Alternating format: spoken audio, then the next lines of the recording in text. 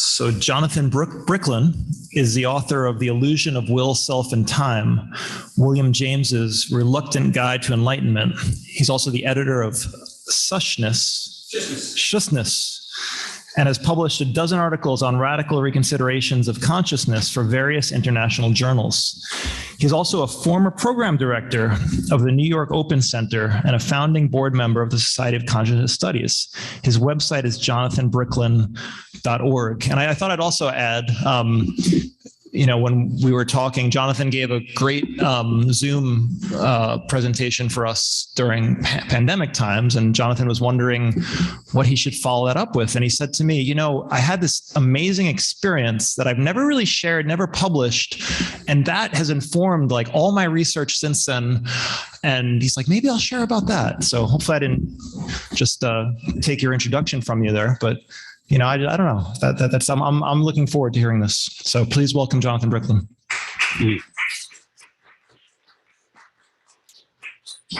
Time is an illusion, but I'll be monitoring it as I can. I'm going to read for about 6 minutes and then take you into the heart of what that experience was, because it's not a thing I can read.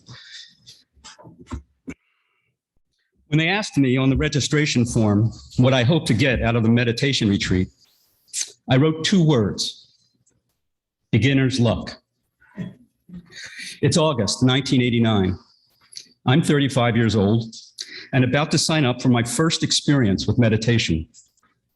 9 days of silence, or what the Buddhists call noble silence, where you don't try to communicate in any way with the other retreatants, even silently, with your eyes. It wasn't my idea. It was my Alexander teacher's idea. Alexander is a body therapy focused on contraction awareness. Once a week for over a year, I was made aware of how much tension I was holding in my body, so much pulling in. They call it the turtle response. My teacher well knew that the primary source of tension is the mind. And so she recommended this 9-day retreat at Insight Meditation Society in Barre, Massachusetts. Insight, or Vipassana, is the most fundamental Buddhist practice and is now widely popular as what is called mindfulness training. The day is divided between alternate sessions of sitting still and walking slowly. Sitting still, you bring your awareness to the one thing moving, your breath. Walking very slowly, you bring your awareness, your full awareness, to that movement. Sit, walk, lunch. Sit, walk, dinner. Note that phrase, bring your awareness.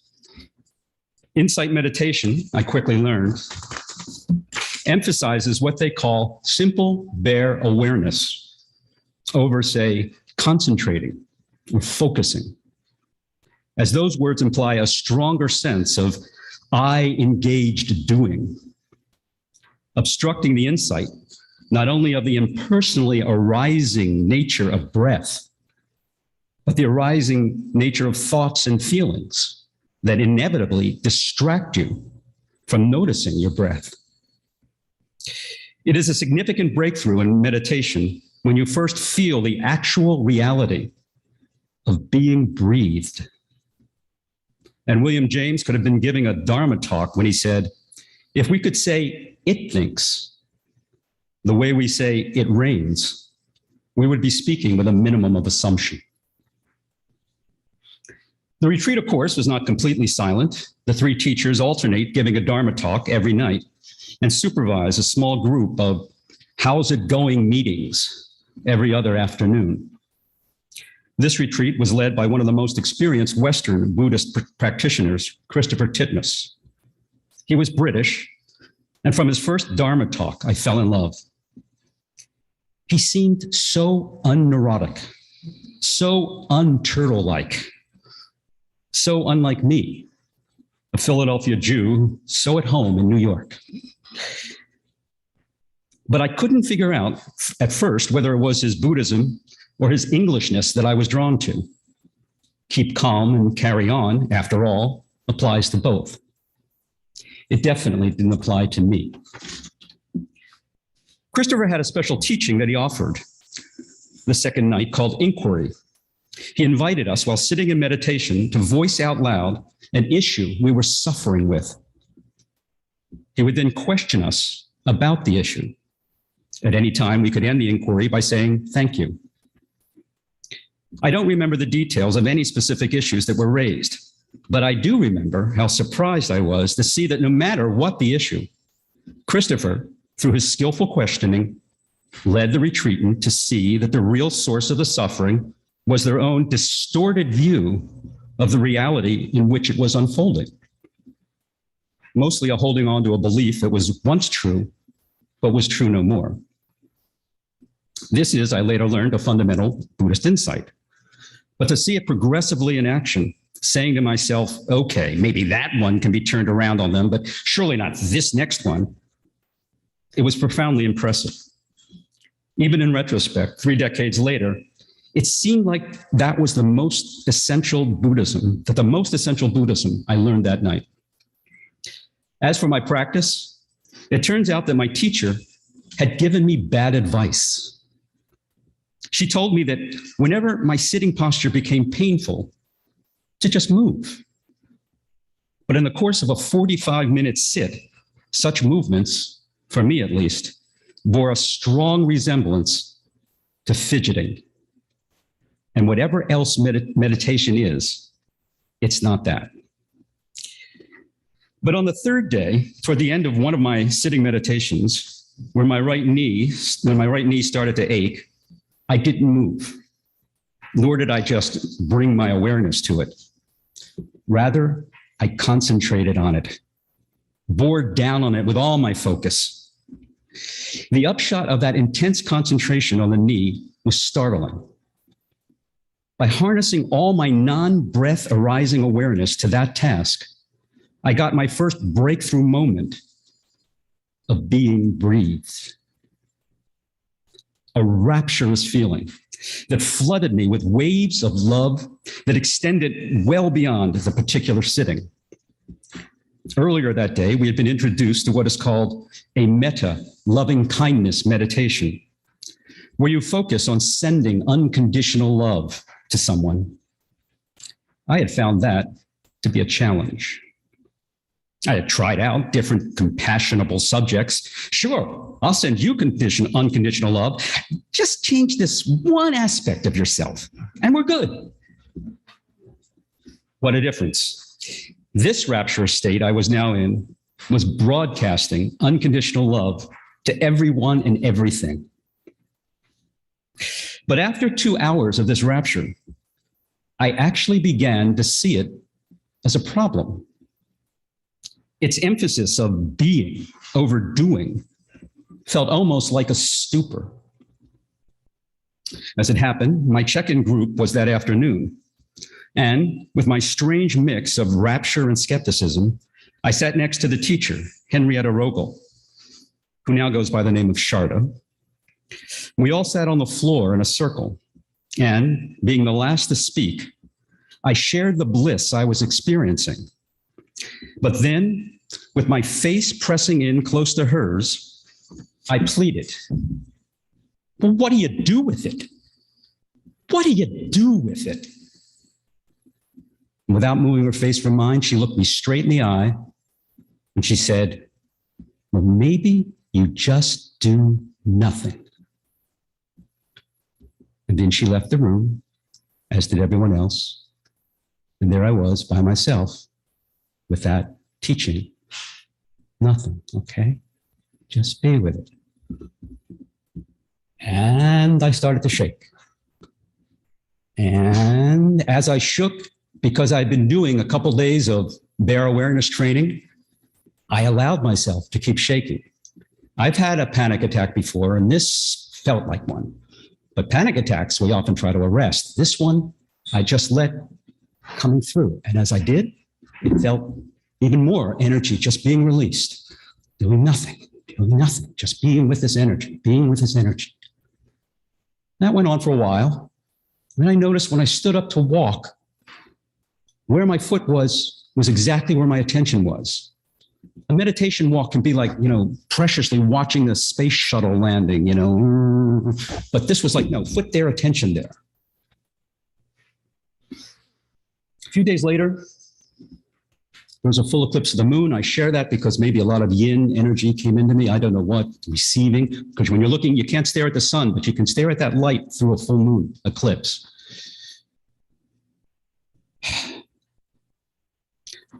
Toward the end of the retreat, the day before the last, Henrietta gave a Dharma talk on opening up to pain, how we often don't acknowledge the pain we're feeling. We kind of hide it from others. And somehow that struck a real chord with me, and I went up to her, broke silence after the talk, and I said, Henrietta, and she looked at me, she goes, what are you feeling? I said, I feel that I'm doing, and she says, what are you feeling? And I said, pain. And I reached right here, my chest, and sure enough, I felt this knot here. And as soon as I acknowledged that knot, that pain, I felt this flood of energy, that same that I felt in the room, starting through me. So now I'm shaking with her in the lobby of the building there, and she's sitting there with me. And then she says, after a minute or two, she says, let's go take a walk. We take a walk, we sit under a tree. There's two very bizarre things in the story. First one's coming up now. She said, I'll come back. She leaves me under the tree. And right after she goes, this thumb and finger, I'm sitting, go like this. This thumb and finger go like this. I'm using a soundtrack, but just because it didn't feel like me. I didn't know the word mudra at that time. And then this energy poured through my body like electricity. Like that. I kind of thought I heard that sound. I came back the next day to see if I burned a hole in the ground. It was that much taking my body over. I don't know how long that went on, 10, 15 minutes, I'm not sure. She came back, and the first thing I noticed when she came back was I could look her straight in the eye. I had really been one of those eye-avoiding people, and that actually felt enormous to me. Like, I'm looking you right in the eye. Wow, what state am I in, But later that night, a former retreatant came and gave a slideshow. Anything can happen on these retreats, I guess. And it was, one of the slides was a village burned out in Central America somewhere by terrorists. I guess it was almost like a Dharma school, perhaps, that they had tried to start up, and it got burned. And I say that because here comes the most dramatic part of my story. The next morning, I'm in bed. I missed for the first time. Now this is the last day of the retreat. I missed the sitting, the morning sitting. I'm sitting in bed, and suddenly this energy starts coming over me again. Like this. And it's taking over my arms. I'm sitting up, but it's taking me backwards. And I'm thinking, okay, swing low, sweet chariot. It's like, it's going to carry me out of here. It was that powerful and extremely blissful, but extremely overwhelming. It just erased my body sense and replaced it with this energy. So here I am going back in this position, thinking swing low, sweet chariot. And then I had that image of that burned out village, and I shout out, suffering. Now try to get this. A Jewish boy, his arms out, going on about suffering. At that moment, the energy lifted me back up. And here comes the most dramatic part of my story. Out in the clouds, but all from my own memory. And I mean huge, as if on two giant drive-in movie screens. I saw a scene on the right. All of this was in black and white. All of this from my memory. Of pain or suffering, something I had, or anxiety, something I had experienced that was suffering. And immediately on the left, a scene from my own life that made sense of it, that redeemed it, that showed me what I had learned from it. Whether it was a few seconds later, or minutes, years even later. My life passes before my eyes in those pairs. And I didn't just see it, I felt it.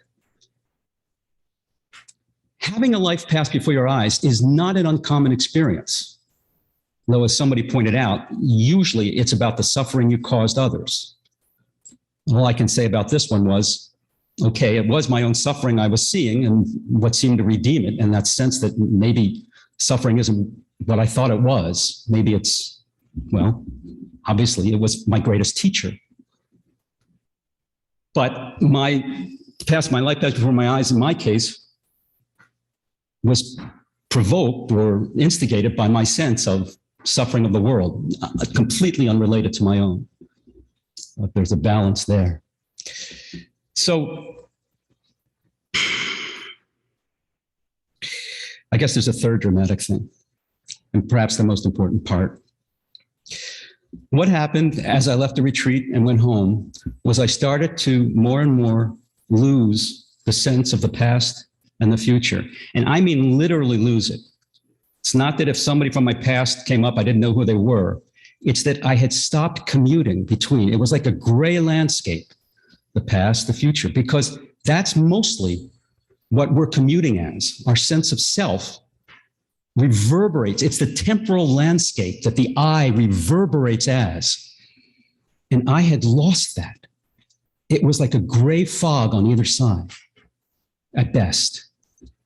So I'm in the exact arising moment with a gap between thoughts. A basho, who gave us haiku, Old Pond, frog jumps in, sound of the water, gave us that haiku from his own meditation experience. He's spent 2 years on a very serious retreat, and he evolved that to that poem, that style of poetry, to sort of try to express the ineffableness of what his meditation experience was. And that's what I was experiencing. Krishnamurti says, if you watch very carefully, thoughts happen very quickly, but there is a gap. There is a gap between thoughts. The bliss of that, every moment, when you're arising, not from your sense of self, but from some mysterious, unknown source, some mystery, you're in this total reception mode. Everything's being received. At first, I tried to locate, I had a friend who died from AIDS, and Arthur, his name was, and I'm thinking, is Arthur sending me? Are you involved in this? Where is this coming from? Of course, this extraordinary experience has a very ordinary inference. Hospitals in Jerusalem fill up with it every day. You get a messianic complex. The words that I speak are not me. The words that I speak are, I couldn't say it felt like the Father speaking through me, but it did feel like the universe speaking through me. So I had some great mission, I guess. The universe is guiding me to teach this to everyone.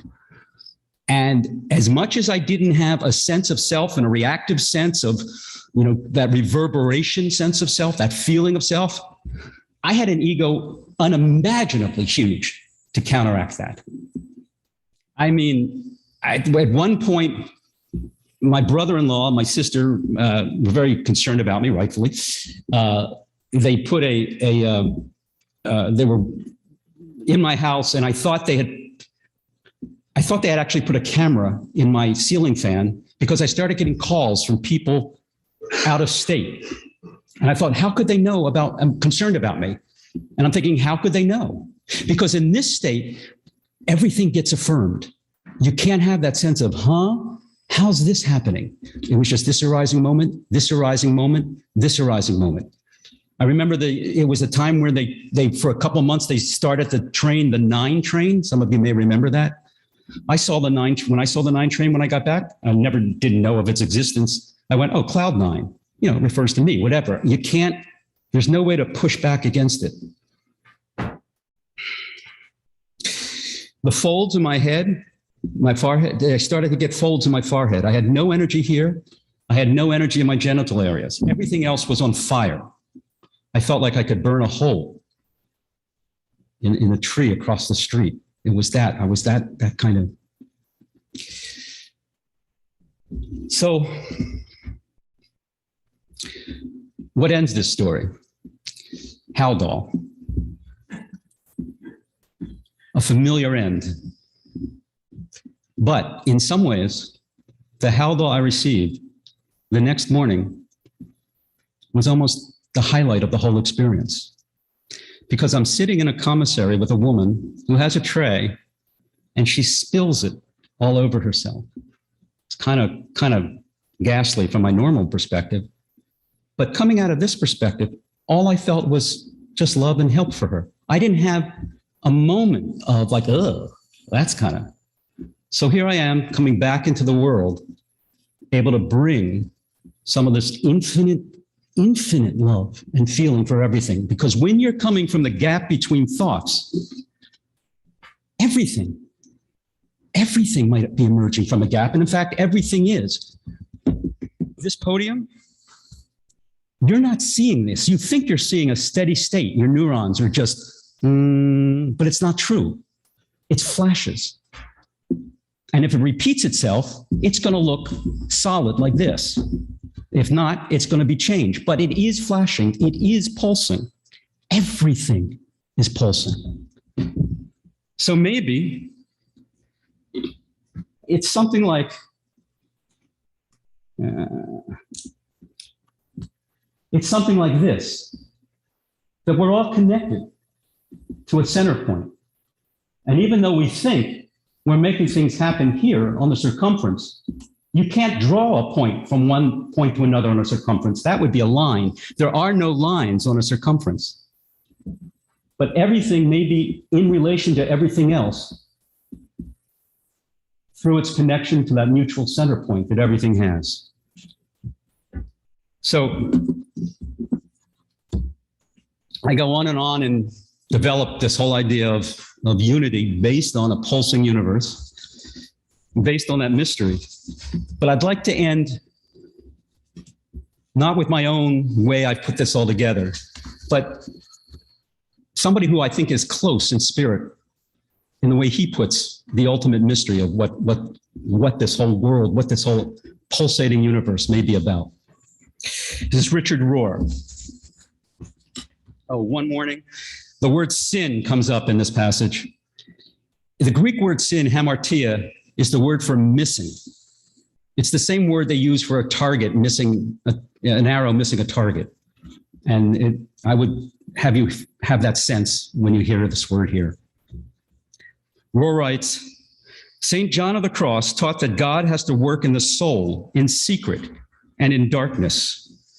Because if we fully know what was happening and what mystery, transformation, God grace will eventually ask of us, we would either try to take charge or stop the whole process.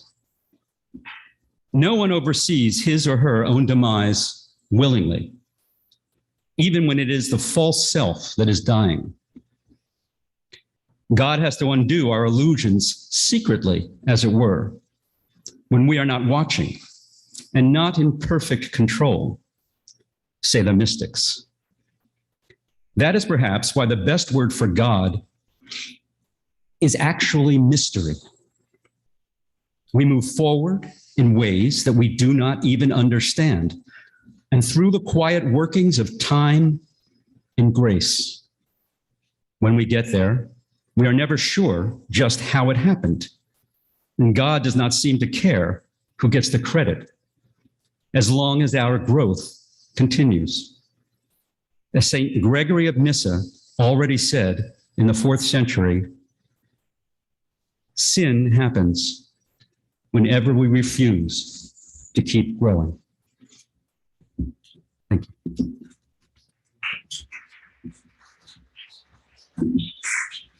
If nobody has any questions, and I know I've sprung this on you, but if something comes up for someone, and you know, Jonathan, you can come back up to the mic and speak. And if nothing comes up, we can end the service. But I thought we'd at least give a moment maybe to let it settle in, and maybe somebody has a thought. Yes, please. The Haldol, what was your final dealing with the Haldol? So it obviously stopped, and then what? That's a great question. What I had needed was a good night's sleep. Although I had felt that I was sleeping all week, but I was in a continual state of consciousness 24/7 In other words, I felt like sleep, but it was just black, moment of blackness, but totally awake and yet asleep at the same time. It's a strange combination. But the Haldol was the different sleep. I wake up and in that most wonderful state. So they, of course, wanted, this is at Richmond Hospital, right, St. Vincent's. They, of course, wanted to keep me on this for a year or whatever. And I knew right away. I knew right away I was fine. I was grounded. And again, that grounding of seeing that woman, having that almost from two worlds, that transcendent world of infinite love and this world of less than infinite love, but feeling, being able to bring it. So no, the only diagnosis they could come up with was like irrational thought process. And I must say, if you know anybody, and you'll encounter them, who have this sense of messianic mission, I urge you, all they're doing is making a wrong inference. I was making the wrong inference. I'm not the Messiah,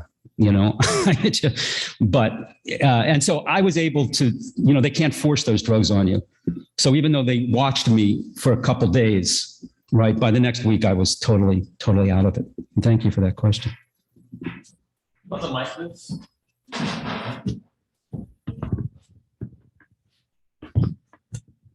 You may not be the Messiah, but you're pretty cool, Jonathan. What was it like to try to describe to people what you were going through? Because I'm sure you must have had to try to communicate it to people. What was it like to communicate it? Are you saying when I was in that state? Yes. Or were you silent or? No. Okay, that's a great question. Like I say, messianic is the word for this. And again, I have to say, in defense of having this huge ego, it wasn't about, hey, I'm going to get rich, I'm going to get famous. It was about the world is suffering. I have a huge message to share. That's what balances this enormous sense of ego that I'm the Messiah in this moment, right? Come on, Jewish boy suffering and all this. So I went to Tompkins Park, 1989. Some of you may remember that was a pretty dicey place. We're talking about Manhattan, right? In the village, in East Village, which was like a tent city going on. And I stood there like I'm the light. I actually think I said that. I'm in my sandals saying to these basically homeless people living in cardboard boxes, I am the light. So one woman came up and said, could she have my sandals? I said, sure. Yeah, well, I didn't say sure, but I said right away, hey, I'm, whatever. Said, then some other guy, he just was annoyed, properly so, I believe, and went to punch me. And here's what's interesting. The punch came toward me. I saw the punch, and I do believe if it came closer than this, I could have moved. I wasn't there saying, like hit me. I was so present with what he was doing and he stopped right before he hit me. And I guess I felt that. Then I did like a trance walk home to the ferry. I had no money, for the first time in my life, talked my way into getting on the ferry for free. It's kind of like begging, even though it's just a quarter, or it was back then, or whatever it was. But listen, I was out of control in terms of, what I thought I was offering. And it got weirder and weirder when that camera, which I thought was a camera, my sister, Jamie, you may know her, Jamie Brandt, and her husband, Gary Brandt, and she was marvelous. I mean, she did everything she could. She got my father to come up. I mean, people were really concerned. But like this camera's going and I'm like, I think I'm preaching to the world. That's how enormous this ego is, right? Because people are calling me from out of state. How do they know? Oh, I must be on TV. Hey, it's the Messiah show, whatever, and I'm like entertaining. As they point out, I have a theater background and all of that. So, hey, I'm meant for this, Look, Richard Rohr said, give us this day our daily humiliation. This humiliation has lasted for me for 3 decades, and it set me on a whole nother path. I've written a lot of journal articles, big book by an academic press. I don't mention this experience. This is only probably the 3rd time I've spoken about it publicly. I don't mention the experience because it's not about me. It's if I hit on a truth, then other mystics and others will have this truth, and I'm about just supporting them. So that's basically what my book's about. Because if you go deep enough with all of these religions, I think you see a lot of commonality.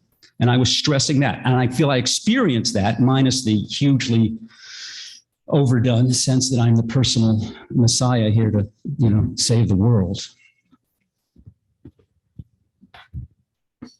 Yes. Okay. How do we contact you? Say again? How do we contact you? Best to go through my website, jonathanbricklin.org. There's a contact there. I think that's the best way to. Sure, thank you for that. JONATHAN, B as in boy, RICKLIN. Google that name and you'll get my cousin who was dating Susan Sarandon for years. You know, I woke up one morning, and this is about 6 years ago, and shishness, which is consciousness without consciousness of self, which is a lot of what my experience reinforces, the sense of it, thinking, it coming through, it's right, and that we then attach a self to it. So I like many people, I would Google my name and, I have a couple thousand hits or whatever. And then one morning I wake up and there's 400,000 hits.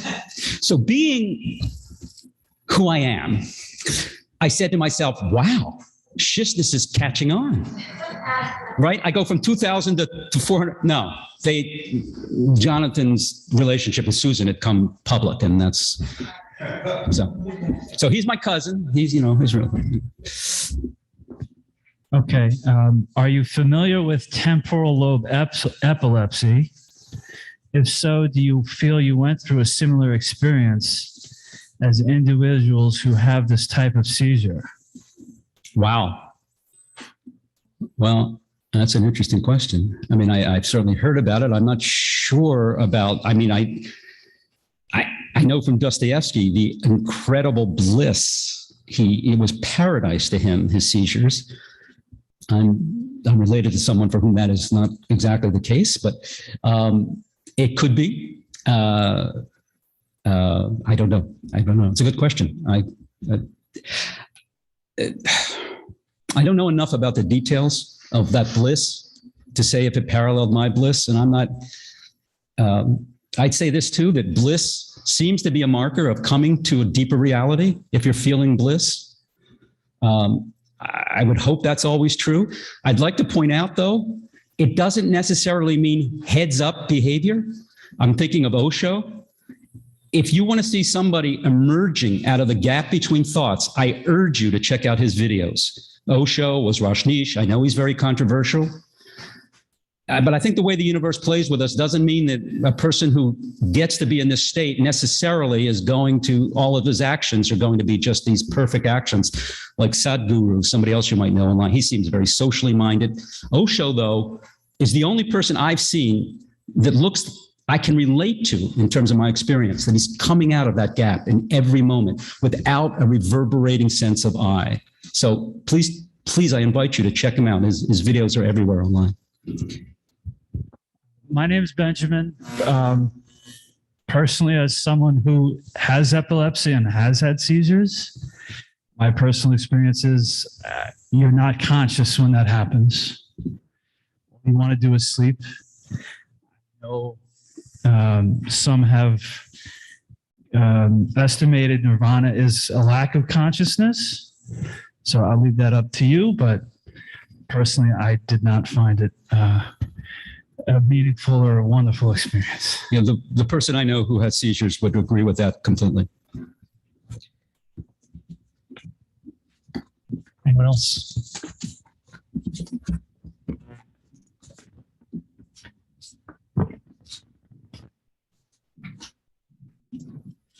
I just had one thought. The first question, I'll save it for another day, but I have some things in common with Jonathan. And I looked extensively into experiences like this.